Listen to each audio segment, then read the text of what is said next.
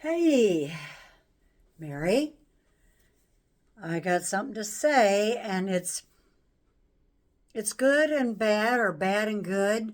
The other night, you were in bed, and you had gone and done something with your son and daughter-in-law and your grandson to see your step-grandson talk. And there were a couple moments in there throughout the evening that your son didn't talk very nice to you. He kind of has a short way of talking to me at times, and it's bothered me many times. And it just leaves a dark, dark spot in my soul. And I know that sounds pretty bad, but it does. It does. And then, I've been dealing with my ex who sends these text messages and then turns it around and I just feel like I'm the one going to be looking bad again. That's the way it is. And then I'm ghosted for God knows how long. And it's been going on since we first started dating. I should be used to it. But, I thought that we could just still maintain a friendship because that's what I do or try to. But I don't know about this one. It was going so good. We were just talking about stuff, just like texting, I should say, nothing more than just texting. But still, it's nice having somebody on the other end that is involved in your life that you care about, and hopefully they still care about you to a certain extent. But then it just got kind of the way it gets, and I knew it was headed there. I just knew it. So my point is, Mary, between those two things, my son talking disrespectfully to me and just unnecessary to talk to me like that. And I walk on frickin' eggshells, you know. I walk on eggshells trying to say the right thing and trying to be interesting and try and try. And, I hate that word, but it's just ridiculous. But anyway, so between that and my ex with the silly text messaging and going down that abyss again of I said the wrong thing and here we go again, and then I'm ghosted.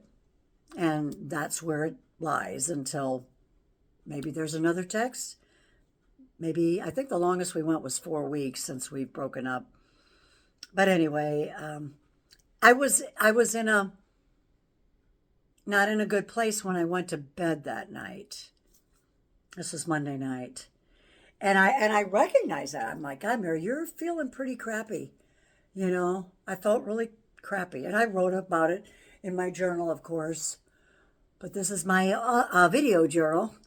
And I thought to myself, okay, Mary, this is part of life, People can treat you in a way that does not fill you up.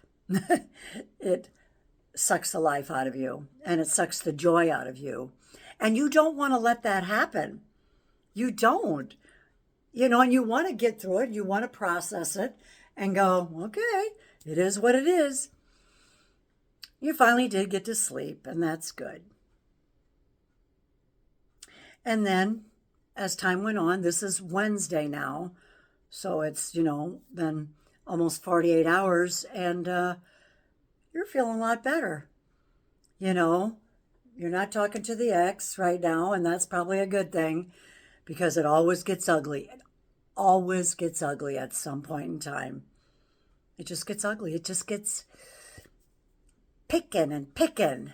And I'm not doing it. I'm not taking the blame for it. I am not. I just try to say things because I feel like anything I'm going to say is going to be construed negatively. And I don't mean it that way. And the last thing I texted was, it was just matter of fact, honest. It wasn't. I wasn't trying to be a jerk at all. But I'm just like, okay, I'm going to respond to this. And well, I thought I'd get a response back, but no, I didn't. But anyway, So between my son and my ex, I was feeling bad. I knew that this would pass, and it did. Just kept living my life, doing my thing, reading my books, playing my pickleball, getting out and enjoying people, having wonderful interactions with my pickleball friends or people that I talk to on the phone or frickin' strangers. Strangers are such a blessing in my life. And I feel so good. I feel like I'm such a wonderful person. I mean, I really do. I am awesome. I am doing really good. And then you get this, I'm going to call it stinkiness. I get this stinkiness happening in my life, but it doesn't make me bad. I'm not going to stoop myself to anybody's level, but it takes my joy away for a while. And anyway, bottom line is you're doing good again. And you didn't talk to your son. You didn't talk to your ex. I mean, you just worked it out yourself. There was no apology from anybody, including me, because I didn't do anything wrong this time. And so, my point is, you got through it. You always do, and you're a good person. You're really working at being a good person, and it doesn't take a lot of work. It's pretty easy. Just don't be a jerk. And like I told my other grandson who's 12, just be nice. Do the next right thing. And for God's sakes, invite people into your life and be joyful with them and talk to them. And I mean, I do it at pickleball. I talked to these two guys that were playing basketball. Well, they couldn't play last night. I was there last night. And, I'm friendly to them. And, and then they watched us play it. I said, okay, you might learn something. Watch this. Old people playing pickleball, and they're smiling. And I could tell that they're thinking, lady's pretty cool. Yeah, and I love that. I want to be viewed by anybody that I interact with as, Mary's a friendly person. She has a good heart, and she's not a stroker. She just wants to spread love and joy.